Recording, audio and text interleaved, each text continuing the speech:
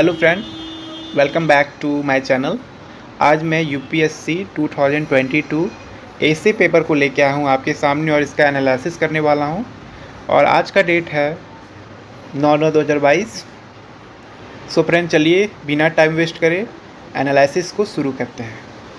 Friend, मैं कुछ आपको पहले बात बताना चाहूँगा कि यूपीएससी में पहले जो सेक्शन ए और सेक्शन बी का टॉपिक था वे थोड़ा डिफरेंट था। जैसे सेक्शन बी में करंट बेस्ड डायरेक्ट टॉपिक रहते थे, बट एक साल के ये कुछ 2 साल में ऐसा देखा गया है कि अब जो टॉपिक हैं वे फिलोसफिकल नेचर में हो चुके हैं। तो फ्रेंड, इसलिए हमें इस मद्देनज़र रखते हुए हमें अगला अपना प्रिपरेशन जो करना है वे फिलोसफिकल नेचर में करना है। तो चलिए फ्रेंड, टॉपिक को समझते हैं। पहला टॉपिक जो हम लोग के सामने सेक्शन ए है, आर्थिक समृद्धि हासिल करने के मामले में वन सर्वोत्तम प्रतिमान होते हैं। फ्रेंड, जब भी हम ऐसे के टॉपिक को पढ़ते हैं तो हम हिंदी कम इंग्लिश दोनों में पढ़ेंगे, क्योंकि ऐसा करने से हमारी अंडरस्टैंडिंग बिल्डिंग होती है। तो चलिए इंग्लिश में भी पढ़ लेते हैं। Forest are the best case studies for economic excellence. So friend, इस कहने का मतलब है कि विदाउट इन्वायरमेंटल डेवलपमेंट हम लोग इकोनॉमिक एक्सेल नहीं पा सकते हैं। तो ये ऐसे को हम ऐसे देख सकते हैं कि इकोनॉमिक एक्सेल तभी हम लोग को मिलेगा जब हम लोग सस्टेनेबल डेवलपमेंट यानी कि इन्वायरमेंट को भी कंसर्न लेके चले, क्योंकि अभी जानते हैं क्लाइमेट चेंज कितना बड़ा मुद्दा बन चुका है। तो इसलिए ये टॉपिक आने का गुंजाइश था, क्योंकि climate change is a very popular और हॉट टॉपिक जो करंट में रहा है। सो फ्रेंड, ये टॉपिक को हम इस तरह लिंकेज कर सकते हैं कि हम लोग इन्वायरमेंट की सेफ्टी के लिए तब हम लोग तभी डेवलपमेंट कर सकते हैं, इकोनॉमिक फील्ड या कोई भी फील्ड हो, जब तक हम लोग इन्वायरमेंट को कंसर्न ना करें। तो इससे फ्रेंड, इस तरह अगर आपने टॉपिक को लिखा होगा तो काफ़ी अच्छा मार्क्स आने का गुंजाइश है।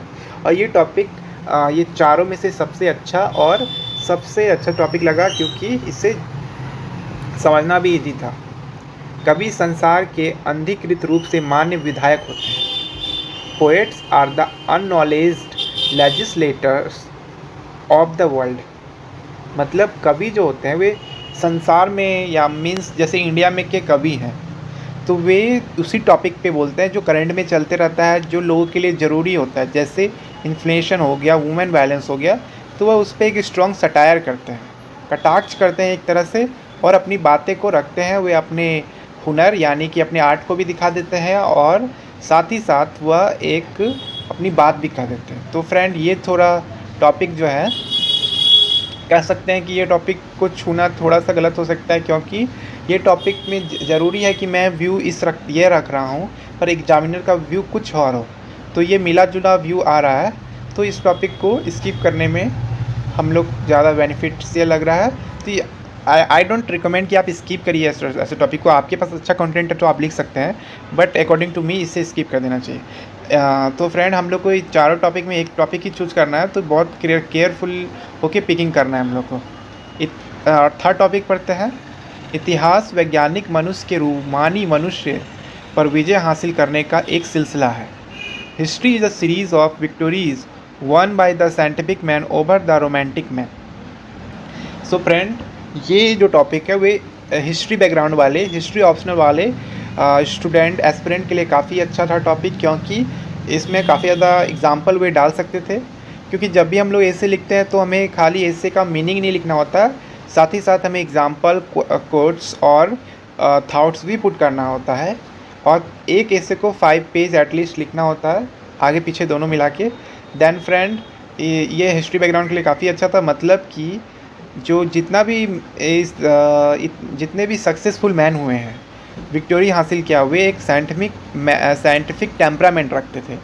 और रोमांटिक मैन कहने का यहाँ पे है कि रूमानी मनुष्य यहाँ पे हिंदी में बोला गया है कि जो अपने मन में, अपने आत्मा में और अपने दिमाग में, पर्सनैलिटी में एक करेज रखते हैं, किसी चीज़ पे हासिल करने का एक जिद रखते हैं, उसे कह सकते हैं, उसके प्रति एक प्यार रखते हैं, डेडिकेशन रखते हैं, सो फ्रेंड वे मनुष्य ही सक्सेसफुल होते हैं। तो इसको आप रोमांटिक लव साइड ना जाके इस साइड में आने का कोशिश करिएगा। सो फ्रेंड, जहाज़, अब 4 टॉपिक पढ़ते हैं। जहाज़ बंदरगाह के भीतर सुरक्षित होते हैं, परंतु इसके लिए तो वह होता ही नहीं है। A ship is harbours is safe, but that is not what ship is for. कहने का तात्पर्य यह है कि जो एक जहाज़ होता है, शिप होता है, वे किनारा में लगा हुआ है तो कितना सुरक्षित है, ना उसे तूफ़ान का डर है ना साइक्लोन का। पर वे समुद्र में जब जाता है तो उससे साइक्लोन तूफ़ान का भी डर रहता है। बट वे जहाज़ को इसके लिए हम किनारे में बांध के नहीं रख सकते हैं। हमें समुद्र में जाना ही होगा, तूफ़ान का सामना करना ही पड़ेगा और अपने मंजिल, अपने गंतव्य, अपने डेस्टिनेशन तक पहुंचना ही पड़ेगा। सो फ्रेंड, ये एक करेज का बात कर रहा है। तो डेली लाइफ से आप एग्जांपल कोट कर सकते हैं और आप अपने जितने भी जीएस पेपर के लिए तैयारी किए होंगे उससे भी आप एग्जांपल कोट कर सकते हैं। सो फ्रेंड, ये कहूँगा कि काफ़ी ज़्यादा करेजियस है ये टॉपिक और इसे हम अपने लाइफ में भी देख सकते हैं। जैसे अगर हमें आईएएस बनना है तो उसके लिए हमें फिर इस फील्ड में उतरना होगा, सामना करना होगा और दिन रात पढ़ाई करके हमें क्वालिफाई करना होगा, ना कि हमें किनारे में बैठ के बस माइंड को अपना बताना होगा मैं ये सब, मेरे पास काफ़ी पोटेंशियल है, मैं कर सकता हूँ। बट हमें उस एक्चुअल फील्ड में इम्प्लीमेंटेशन के लिए उतरना होगा। सो फ्रेंड, ये काफ़ी अच्छा टॉपिक लगा मुझे। इसे भी आप लिख सकते हैं क्योंकि इस पे आपका जो थिंकिंग है वे एग्जामिनर से थिंकिंग से हुबहू मिलेगा, और आगे बढ़ते हैं। खंड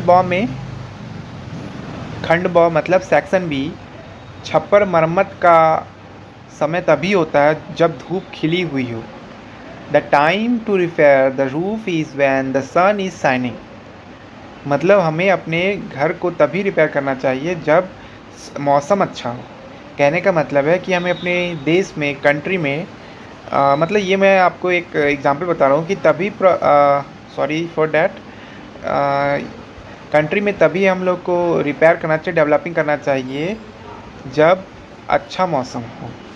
इसको हम एग्जांपल ऐसे भी लिख सकते हैं, जैसे कोरोना पेंडेमिक आया तो कोरोना में हम लोग का हेल्थ केयर अच्छा नहीं था, ना ही हम लोग का हेल्थ केयर सिस्टम अच्छा था, ना प्रॉपर हम लोग के पास बेड था, ऑक्सीजन सिलेंडर से लेकर हेल्थ फैसिलिटी नहीं था।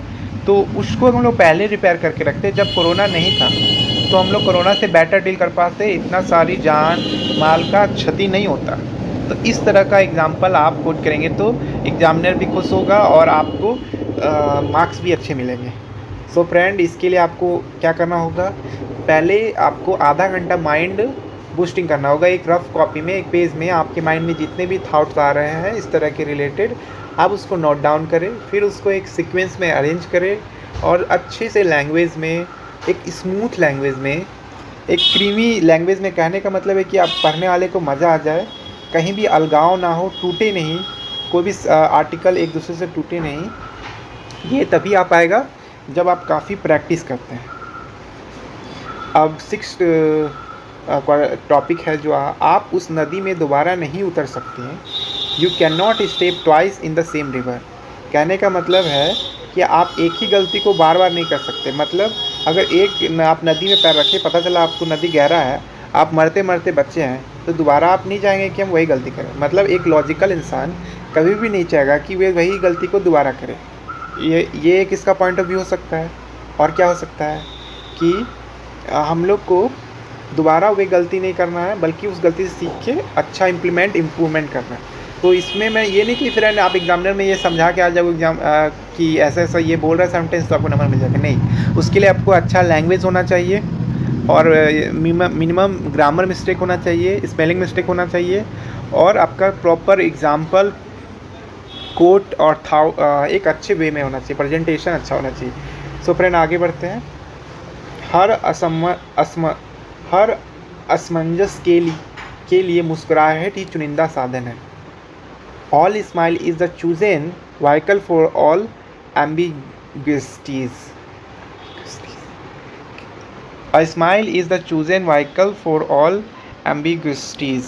कहने का मतलब है कि हम लोग के जीवन में कितने भी क्यों नहीं समस्या आ जाए, हम लोग को उसका मुकाबला साहस से, मुस्कुराहट से और निडर होकर करना चाहिए। अगर हम लोग पैनिक हो जाते हैं तो हम लोग कुछ कर ही नहीं पाएंगे। जैसे अब लक्ष्मीकांत मुझे कवर करना है, अगर मैं आज पैनिक हो जाऊंगा तो मैं जो भी कवर करने वाला था उसको कवर नहीं कर पाऊंगा, मैं पैनिक में ही रह जाऊंगा। तो इसको मैं आपको समझाने के लिए बता रहा हूँ, बट आप इसको डेली लाइफ के एग्जांपल ले सकते हैं, जो वर्तमान में चल रहा है, जैसे करंट में चल रहा है उससे लिंक करके डाल सकते हैं। ठीक है फ्रेंड, तो ये मैंने चाहूँगा कि आप इसको चूज करें ऐसा लिखने के लिए, क्योंकि ये टॉपिक में दो तरह का नज़रिया हो सकता है। तो दो तरह का नज़रिया को आपको जब भी आपको लगे तो उससे आप बचना चाहिए, क्योंकि एग्ज़ामिनर इसका कुछ और माइंडसेट हो सकता है। तो एग्ज़ामिनर को हमको खुश करना है, तभी हम मार्क्स मिलेगा। केवल इसलिए कि आपके पास विकल्प है, 8 वाला मैं पढ़ने जा रहा हूँ फ्रेंड, केवल इसलिए कि आपके पास विकल्प है, इसका यह अर्थ कदाचित नहीं है कि उसमें से किसी को भी ठीक होना ही होगा।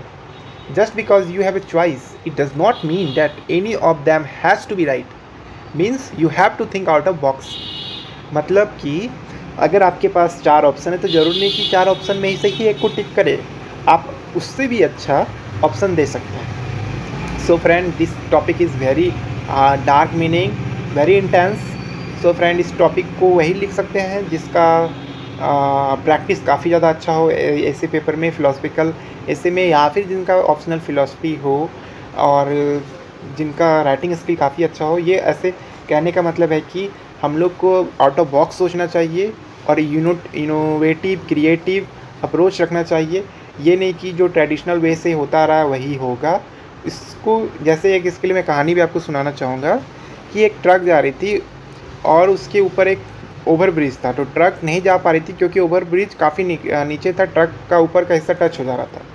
तो बड़े बड़े साइंटिस्ट आए, बड़े बड़े इंजीनियर आए, तो बहुत सारे इंजीनियर ने दिमाग लगा के बोला कि ये इस पुल को वायरिंग करके उठाना होगा 2 सेंट आधा इंच, देन ट्रक पार होगी। कुछ इंजीनियर बोले कि इस ट्रक को उठा के एरोप्लेन से उधर लैंड कराना होगा। बट वहाँ से एक बच्ची जा रही थी स्कूल पढ़ने के लिए, वे क्या की कि ट्रक का हवा निकाल दी आधा इंच एंड ट्रक पार हो गया। सो दैट इज़ इनोवेटिव और काफ़ी ज़्यादा इजी वे में प्रॉब्लम को सॉल्व करना। सो एक सिविल सर्वेंट का भी ऐसा अप्रोच होना चाहिए कि कितना भी बड़ा प्रॉब्लम क्यों ना हो, उसको एक छोटे से अप्रोच से, सिंपल अप्रोच से और यूनिक और इनोवेटिव अप्रोच से उसको सॉल्व करते हैं। तो ये सब एग्जांपल आपको फ्रेंड अच्छा प्रिपरेशन से ही पॉसिबल है, और अच्छा प्रिपरेशन से ही ऐसे कंटेंट आप दे पाओगे और एक्सलेंस कर पाओगे। So friend, that is for today guys. आपको मेरा एनालिसिस कैसा लगा कमेंट में ज़रूर बताएं, और आप भी कुछ सजेशन दे सकते हैं। Thank you guys for watching my video. Bye bye.